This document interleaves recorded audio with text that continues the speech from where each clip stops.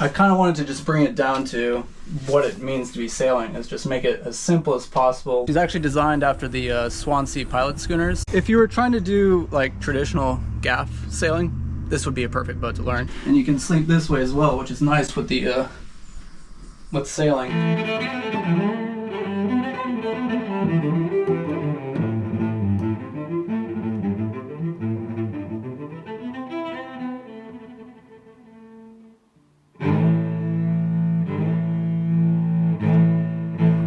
All right, guys, welcome back to the harbor down here in Charlotte Harbor boat storage. I've got a really cool boat to show you guys today, something with a little bit of character. Down here with Ryan, correct? Yep. He's the owner of this 97 Pilot Schooner, and he's gonna tell us all about it. All right, so she's a 1997 Reuel Parker, cold molded epoxy lap straight hull. If anybody's familiar with Reuel Parker, he does a lot of larger schooners. This is kind of one of his smaller pocket cruisers. She displaces about 9,000 pounds. And she's a twin mast schooner, freestanding rig, Douglas fir spars. She's got 3 sails, all in good shape. She might need a bottom job before she goes in, but all the other paint, top sides up, deck, everything else is all new, and interior paint. It's new non-skid. Not a lot of bright work to do, but she does have a varnished boom gallows that we'll show you on deck. Did you paint the hull recently? Yep, so all the paint was done last year. Like I said, she probably needs a bottom paint for the last season, just before she gets splashed. Just a coat will do it. It's all total boat, just kind of did a custom mix on the paint just to get a lighter blue than their dark blue. So there's a good bit of white in it. And then white top sides and a little bit of Pitane Ultra on the top sides, like up the hatchet and stuff. Yeah, nice color. So yeah, it's kind of like a Carolina blue that I was trying to go for, or almost like maybe like a French blue, just something to capture the kind of the old school vibe of it. She's also as you can see from down here, it's a full keel with a skeg hung rudder, very old school. She only draws about 3 foot 10 inches, and that's mostly towards the stern. Is that C-Toll on the... Yeah, so that's Pitane Ultra. That's what I kind of made that to look like wood from a little ways away. It's fiberglass and gel coat? Yep. Okay. Back here you can see this is just a outboard bracket kind of thing. Yep. It's just stayed, and then it has a tube going up through the stern. Just makes it nice and solid. It does kind of hobby horse when you're out in rough seas. So Reuel Parker called for an inboard well, but really I just use it as an auxiliary kind of way to propulsion it around, like in these canals back here. But it's propane powered, 5 horsepower, high thrust with an alternator, so it does pretty good at supplying power. But really she's a sailing boat. She wants to just have all the sails up and go. You have the outboard with it? Not with us here. Or no, I mean you just have, in storage. Yeah. What's hobby horsing? Tell us about hobby horsing. Yeah, so as the boat is going through the waves, it's pitching, and what happens is when you have a motor all the way back aft, what can happen is it can kind of come out of the water and then it can splash into the water. So a better option might be, but I just didn't want to cut a hole through such a nice boat, and then mount it inside so it has its own little well, and that way it's mounted a little closer to the kind of the center of effort and the center of gravity on the boat. Right. Now again, this is a 97, so it's not really an old boat, but it's got but it looks like it's from like the 20s. She's actually designed after the Swansea Pilot Schooners, which is a Virginia-based fishing boat, basically. And then he kind of did those lines just because it was it makes for a very seaworthy shape, and then you get that nice little pilot hatch. So for 28 feet, really, it's a great layout and very old school. So this is one of the anchors. It's a 75-pound fisherman's anchor. You do want a fisherman's anchor to be much larger for the vessel, but this is quite a bit oversized for it, and it's kind of tough to use it on deck. Usually it would be kind of catted up on the side of the boat so that it gets kind of held up on the hip, and then you just drop it down from there, and then that way you can cat it back up. But I mostly just use it because it stores nice, and it makes for a very good storm anchor. Basically, if that's down, it can't drag. So this is the hole for the bowsprit. The bowsprit extends. It's a 12-foot Spar, Douglas fir. I rebuilt that last year because the original one had snapped off, actually. And you'll see it up on deck because it gets stowed away and that way you can not have to pay for 40 feet of storage. Now you just pay 28, so that works out great. Yeah. Just like a lot of bronze accents and stuff. So like you have your bronze roller here, and that's through bolted all the way to the other side to another cleat. Is this mahogany as well, or teak? So that's mahogany. Okay. All the rub rails are mahogany. We just kind of steam bent those last year, so those are all fresh. I was thinking about varnishing them, but kind of gives the workboat feel to let them age a little bit, and I just put a little bit of sealer on it. What do you like mahogany over teak for? What's benefits? Well, teak is just more expensive. It would make for a great rub rail, but actually he calls for white oak. I just had a bunch of mahogany on hand, and it's a very hard wood, so it works pretty well for it. Okay. Plus the dark kind of reddish wood matched in with the bottom paint and the top sides of it. Yep. So I guess we'll start at the bow here. So this is, like we saw from down there, this is where the bowsprit comes through, and then it gets through bolted to this kind of, it's not really a simsa post, but it's just one big chunk of wood that goes all the way from the top down to the keel, and that's a really nice mooring bit basically. You also have a nice bronze chain hawser. And like we said, bronze rollers, all bronze deck fittings as well. And then back in here, this is a kind of a sail storage, and this is usually where we throw all of our extra lines as well. I just keep the jib down there, and then the jib has a jib boom, which is a little unique, but it's just a little club boom. It's only about 2 or 3 feet long, and that gets attached at the clew end.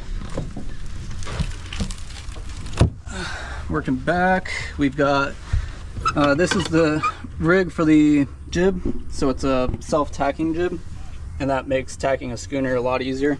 You don't have to come up here and mess with how those are set. You can kind of just tack over and it'll take care of itself. We have our kind of our lunch hook. I believe it's a 22-pound galvanized fluke.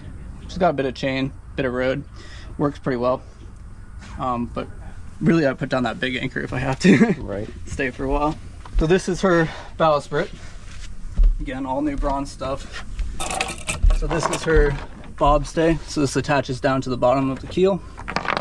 Just kind of some blocks for running the jib up.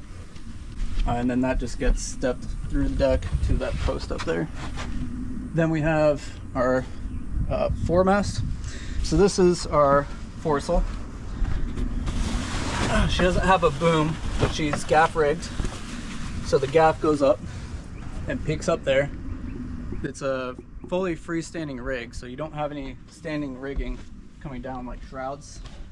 So this just takes all the brunt of it, and then the sail kind of just flies up and does her job well. She does have battens all the way through, so she keeps a pretty full shape, pretty modern, like so. But it becomes a very simple rig because it's only 28 feet tall. Basically the sails don't have to have a lot of surface area, or a lot of, like a main sail on one of these boats. You'd have to go all the way up there. We're only about half the height. Right. But you still get the same amount of sail area because it just gets spread far forward and far aft. So would you say this would be a boat that, a sailboat that somebody could, a good boat to learn on, or more of a, maybe, or opposite? If you were trying to do like traditional gaff sailing, this would be a perfect boat to learn. Because you get a lot of gaff sails and it's freestanding, it's very simple rig, but it's not going to be quite as easy to sail as, say, a modern sloop where you just roll out the jib and then you just raise the main and you're set to go. Okay. But as far as being able to balance in a traditional rig, this would probably be about as easy as it gets. What's the beam on this? Yeah, so it's 9'4" and then 28 on deck lengthwise. Makes for quite a stable boat. Like we said, it's a 3'10" draft. So really her form factor is quite small and very seaworthy. Yeah, you get a lot of deck space because this is what they refer to as like a flush deck. Other than the pilot hatch, you really don't have a lot going on up here, so it's a great place to lounge, lay out. And we did just put on a non-skid last year, because before that it was quite smooth and slippery. Oh, was it? Okay. State. Yeah, no non-skid before. That's funny. Yeah, no, it was quite fun. Yeah. Very slippery and slidey. Yeah, that's. When we're offshore, we usually run a jack line down the length of the boat, so we don't really worry too much about slipping and falling that way. And that's a line that just goes down the center. Yeah, so you just kind of clip into it as you go. Yeah. And that way, if you get flung, it holds you onto the boat. solar panel added this. You added this? Yep. So it had another one kind of in the middle here, but I just built it onto the hatch to try and make it look as simple as possible. Yeah, looks nice, clean. Yeah, that one panel actually does great. It has a lithium battery bank, 100 amp hour, and we haven't gone below 90%, even running everything. Like autopilot, charging everything. She does great. So we have, this is the pilot hatch or bobby hatch, and that has standing room inside of it. If you move forward, as we'll show on the interior, it doesn't have standing room throughout, but it's quite a spacious interior for her length. This is called a bobby hatch, this style or a of... pilot hatch. Okay. Doghouse, but just is a nice little small thing that you can kind of look out of and do your watch from inside if you wanted to. Okay, I see what you're saying. Gotcha. Yeah, I wouldn't quite call it a pilot house, but right. She does the job pretty nicely. So here's our mainmast, and as we see here, these are all lazy jacks. This just helps for lowering the sail mostly. You do just have to, as you raise the gaff, just kind of thread it in between these as you raise it up and peak it. Okay. So it's quite a large boom. All the sails, they all have at least 2 reefs, and the main has 3. And that just means that you can reduce the sail effort by making it smaller. She tends to like to have at least a reef in the main because the main is quite large and can overpower a little bit. It's mostly that you need the jib there to balance it. Then we have gallows, that's what she's resting on. So I built this last year. And this was just because the boom was resting on the deck kind of here. And this gets it up and out of the way. Theoretically, I was trying to figure out some kind of boom tent as well, just to get a little bit of shade underway. Right. Is that mahogany? So this is teak with 12 coats of varnish. It's the only varnish on the boat, so I felt like I could go a little overboard on it. I hate doing bright work and varnish work. Right. So that was kind of the less maintenance option of doing it. And then you can see it's sheeted down to this and then sheeted forward. So you do all your controls from the cockpit. And then tied up under here, we have a tiller. I'll de-lash this. Put this on last year as well. So that's all teak and holly. She has an autopilot pin here because she has a tiller pilot. Try and keep that varnish alive. This is where you do most of the work, so everything's sheeted into the cockpit here. Makes it so you don't have to go forward too much on this boat, which is awesome.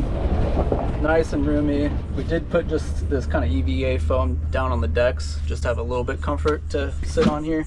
And then as you see, here's the autopilot post as well. So we'll show you in here. Nice clean cockpits, plenty of storage on this boat. Here's how the autopilot hooks up. Just goes there, and then there's pins here for either autopilot or charging. So you don't have to kind of stow everything down below to charge up. And the autopilot does great. She tracks really well. It's just a Simrad TP10. And I like it much better than the Raymarine products. And then as you see down here, this is her electrical system.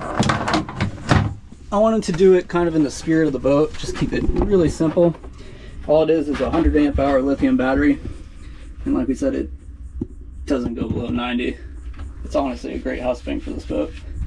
And then we have Bluetooth charging, Bluetooth monitoring. So all fully up to modern specs. Yeah, it smells like new in there. Yeah, for an old looking boat to not have any kind of smells or anything is pretty lovely. Yeah. Freshwater tank is under this deck? Yep. So that's the fill hose there. That is 80 gallons that gets stored right underneath the cockpit centrally. 80 gallons for this size of boat is quite nice to have. We actually have washdown pumps on this. I got out of yachting, so I quite liked being able to rinse down the deck after a day out on the water. And all this is you just open that valve and it'll spray water out. It has a kind of a hose. This is what we use on the big boats, is we just kind of clip on. And then that way you have your hose wherever you like. And then you have a compass here as well. She's clouding a little bit. Honestly, that probably should have a cover, but it still works flawlessly.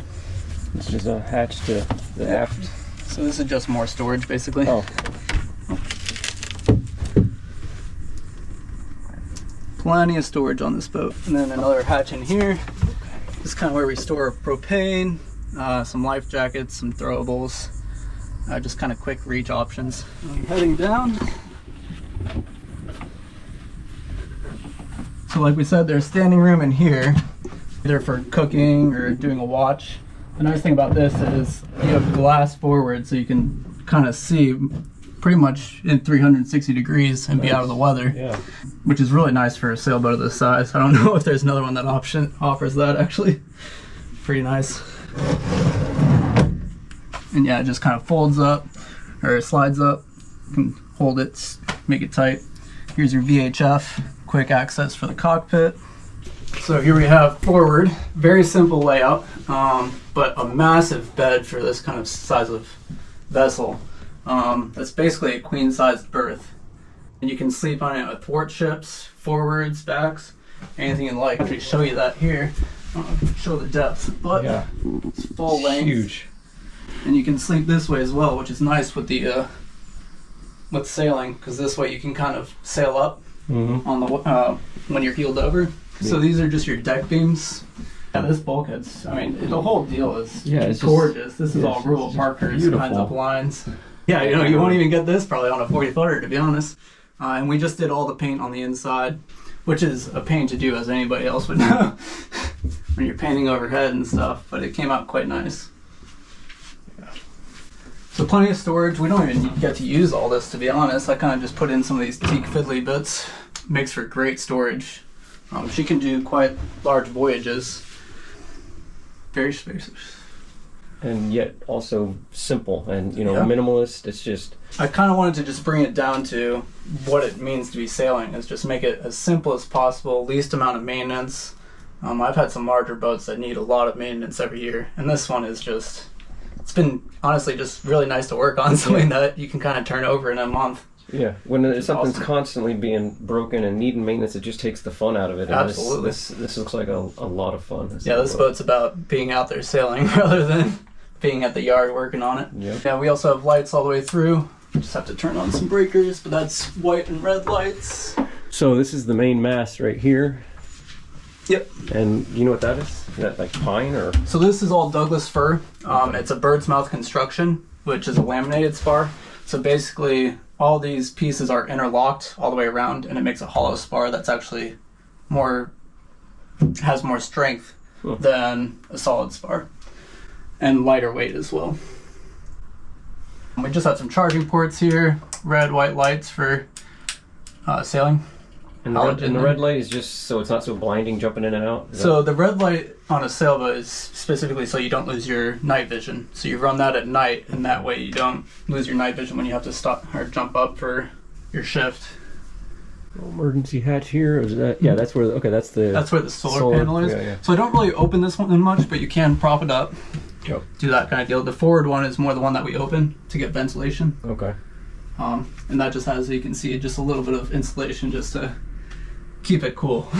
So the outside planks are all Douglas fir, and then they get coated in a Zinol sheathing and epoxy. Okay. So unlike the old boats that were lap strake and or carbell planked that people fiberglassed over, the problem was that the wood would move, and so the fiberglass would delaminate. This is actually all built in together, so it becomes just one composite core, which is really nice. It basically, there's almost no water intrusion possible. So very solid decks, very solid hulls. Yep, so that's a little pilot berth. That one's great on watch. Kind of just put your feet under here is great. Yeah. Cooking and stuff is great. You kind of just work from here. So you have your pots and pans here. This is a little cooler in here. We don't really use it so much because we usually brought on our own cooler, but it's a nice little ice box. Plenty of storage. About this thing. Another piece of storage, all of our sailing equipment, charts, sextant. Very old school. I don't personally navigate this way, but it kind of gives the whole vibe of old school sailing, charts and all that fun stuff. Yep. Most of the days we use Navionics, so we just load that up on our tablet or our phone, and that's how we navigate. Very simply wired. I ripped out all the old wiring of this boat and rewired the whole thing, just to make it nice and simple and easy to maintain. Nice little wash basin here. All pressurized hidden away, water pumps. Tucked out of the way, but yeah, everything's just really well thought out here. Nice big deep sink. Makes washing not so terrible. That is her only through hull, which is one of my favorite things about this boat. It's the through hole for the sink overboard. And so if you close that, there's not a single hole through the hull of this boat.